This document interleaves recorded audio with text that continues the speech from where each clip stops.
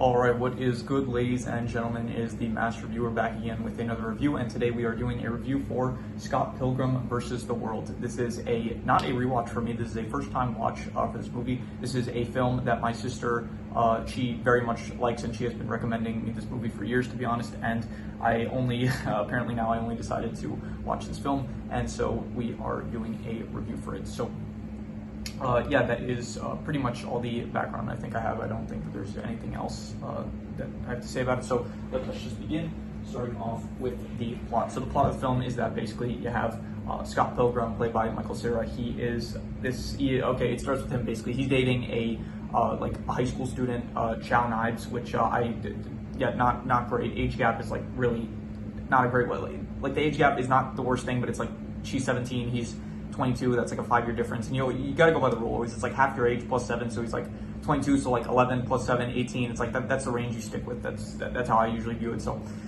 I always go by that rule. But whatever. So he's dating this girl, and it's pretty much because he's like kind of grieving over a breakup with his previous ex, which was Envy Adams. So because of that, you have so he ends up meeting this girl named Ramona Flower. And he sees her like in a dream, and then he ends up seeing her in real life. So he ends up ordering an Amazon package that she delivers to him, and then he tries to get close with her. And so it's kind of creepy. He does kind of like stalk her a bit, like at a party, and then he orders a package basically to get her to come over to his house, and then he invites her to, like, he says he wants to hang out with her basically. So they start dating kind of, and then the movie becomes, if he wants to be with her, he has to fight her 7 evil exes. And so the film is basically just that, he's fighting her exes. Along with that, there's like a battle of the bands thing going on during all this, and his band is trying to take off like Scott Pilgrim along with what are their names? Let's see here, Kim. Who else? It's like listed weird. You don't see I looked up the character names, but it's like showing me the ones from the animated show, which I've also not seen. But yeah, so it's a bit difficult for me to recognize the characters that I'm trying to speak about. So I do have to look at in the last review also I looked at the IMDb character page, and so I think I might just start using that because it might just. But it shows like the actors, and so the actors don't exactly look identical to like when they're playing the characters, so it's still a bit difficult. So whatever. So you have young Neil, he's part of the band. Steven, he's in the band. Kim, she's in the band. So there's a battle of the bands going on while Scott is trying to fight off Ramona's 7 exes. That is basically the plot of the film. And so I would say that in the end of the film, it's like he managed to defeat all the exes and stuff, and then he admits like cheating on Knives and Ramona and stuff, and it's like weird. It's like at the end of the film, it's like she says that she's like leaving him and stuff, but then Knives like convinces him. He's like, go be with her and stuff. And then, so he goes to be with her, and so it's like, that immediately just reverts, like, what the whole thing that you were just talking about like, starting over and stuff, so, whatever. The plot of the film, I would say it's pretty good, I'd say. It's like, it's an interesting plot, and I was entertained throughout the whole way through. It's definitely, I think overall this film is, like, a bit overrated, to be honest. Like, this is, a lot of people speak very highly of this film, and I think that it's, I'll get to that more so when I give the final score, but I do think that it is not as good as I was hoping. Also, for context, I did, this is an Edgar Wright film, and the only 2 Edgar Wright films that I think I've seen have been Baby Driver, which I love, that's one of my favorite films of all time, and Shaun of the Dead, which is actually one of the last films I watched before starting this channel. So I watched it this year, but it was like right before I started this channel, so I did not end up making a review for it, so I am waiting until I rewatch it to make a review for it. But I did watch Shaun of the Dead this year, and it was very disappointing. I was expecting it to be great, and I honestly really did not. I didn't think it was like terrible, but it was definitely like one of the most overrated films that I've seen. So going into this, it's like Edgar Wright, so it's like one absolute hit and one absolute disappointment. So going into this, I was like kind of worried that it was gonna be more Shaun of the Dead rather than Baby Driver, but then, and I think at the start of it, like it is, I was kind of like very worried because I didn't like the start too much, but then once you actually get into like the thing with the ex-boyfriend and stuff, I think it really starts cranking up, and then it gets more so on the side of a Baby Driver rather than Shaun of the Dead. So so the plot I would give a 7 out of 10. I would say it is pretty good. In terms of the characters, I think all the characters are, there's a lot, to be honest, maybe a bit too many. Like there's, I think Michael Cera, Scott Pilgrim, he's like a good enough protagonist. You have Ramona, she's fine, I guess. Stacy Pilgrim, Scott's sister, like she very forgettable, not really that great of a character. Wallace, he's good. I like Wallace, all the scenes. Kim, Stephen, and Young, they're all fine. Like they're all part of his band. Julie Powers, played by Aubrey Plaza. I don't really know what her purpose in the film was. She just kind of like warned Scott like not to pursue Ramona, and then he does anyway, and that's like she doesn't really do anything in the film. So there's like a lot of characters that it feels like they're not really utilized too much. So Gideon, he's like the final X and stuff. He's like the main antagonist kind of, and he was like fine, I guess. Not the best antagonist or anything, but you know it works, I guess. You have all the X's like Matthew Patel, he was good. Who else? Chris Hemsworth is in this. He plays Lee. You got Lucas, I think, the twins, Roxy, like everyone's like fine, I guess. So I'll give the characters like a I don't know. I'm thinking like I think like a 6 out of 10. I think that's I don't think I would call them like good, but I think that they are above average, I'd say. So I think I'll go 6 out of 10 for the characters. In terms of the settings, it's fine. It all takes place in like Toronto, Canada and stuff. So there's some snow, which is nice, and there is like I think there's the stage areas and stuff, it's very cool with like the visual and stuff that they have for this. Like this film very much has like a punk / video game style to it, and it all looks nice. But the settings themselves is like the visuals more so are better than the settings. The settings I would just say are like I don't know, like I'm thinking like maybe I'll be generous and like I'm thinking like a 5 to a 5.5, and I'll be generous and give it a 5.5. I'll say the settings are decent, but there's really like nothing special.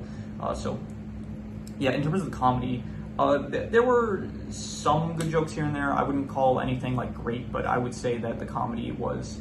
I thought a lot of the one-liners like didn't really work and stuff. Like I can't think of any off the top of my head, but there were some one-liners that I just did not think were too great.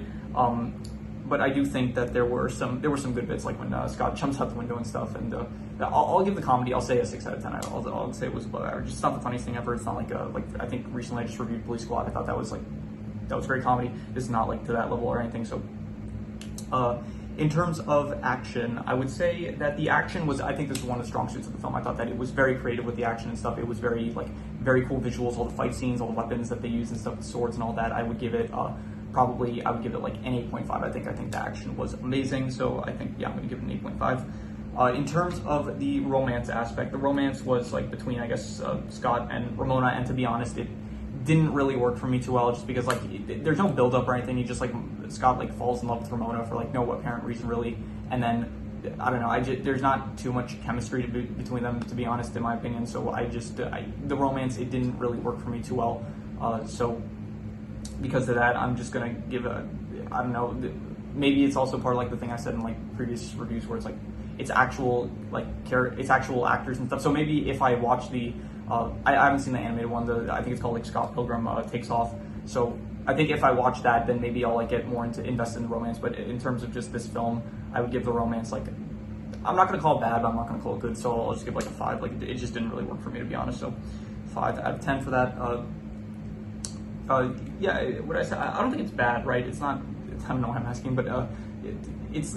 I don't think it was great, to be honest. It was it just didn't work for me. So, but it's not terrible or anything. So I'm just gonna give it a 5 out of 10. So, in terms of the drama was basically just related to Scott and the trouble he's facing Ramona's exes and stuff, and their relationship kind of.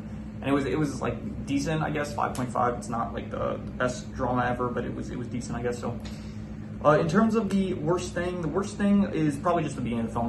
At the start, I just was not really getting invested into it, and only once Matthew Patel shows up, I think that's when it really starts that's when it really started getting into high gear. So I think the beginning, before the first battle of the bands, I would say that it was. I wouldn't call it terrible. I would call it maybe between a 5 to a 5.5, and I think I'll be generous and give it a 5.5. I'll say it was decent, but yeah, that was definitely my least favorite.